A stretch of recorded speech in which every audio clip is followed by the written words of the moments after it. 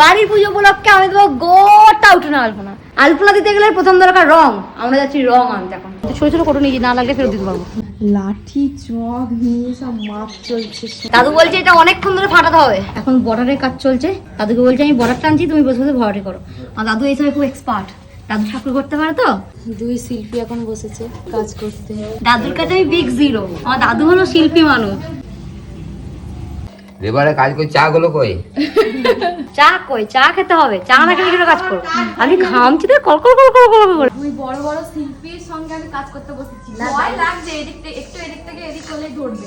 দাদু আমাকে বলেছে তুই খরগোশ আর আমি কচ্ছপ।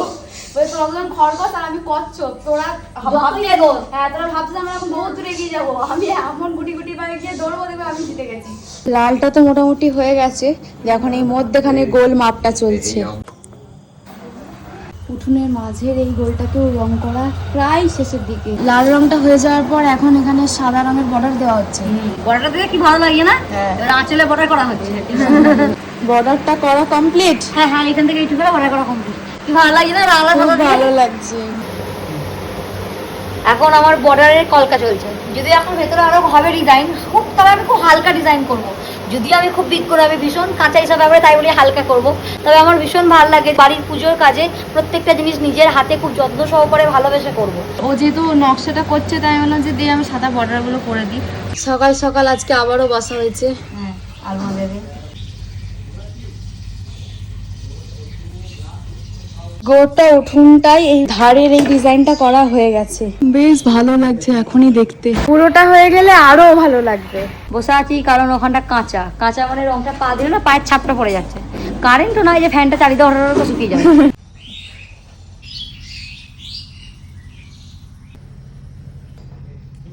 এই নকশাটাকে আগে এঁকে নিয়ে সেটাকে আগে রং করে নিচ্ছে, তারপরে আস্তে আস্তে বাকিগুলো করা কারণ হবে। বাকি স্নান করে দিদি আবার কাজ শুরু করে দিয়েছে।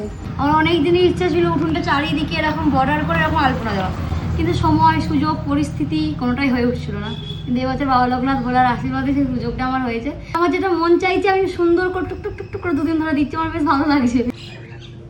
এই ডিজাইনটার জন্য খুব ভালো লাগছে। ধৈর্য ধরে একটু একটু করে দিদি করছে। এটা খুব ধৈর্যের কাজ, তাই না বল?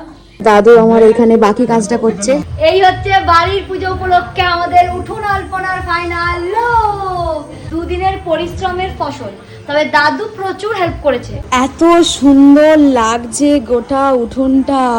গোটা উঠোনটা জুড়ে আলপনা, অপরূপ সুন্দর লাগছে। আর এটা তো খুব সুন্দর হয়েছে। দিদির হাতে জাদু আছে। কেমন হয়েছে তোমরা অবশ্যই জানিও।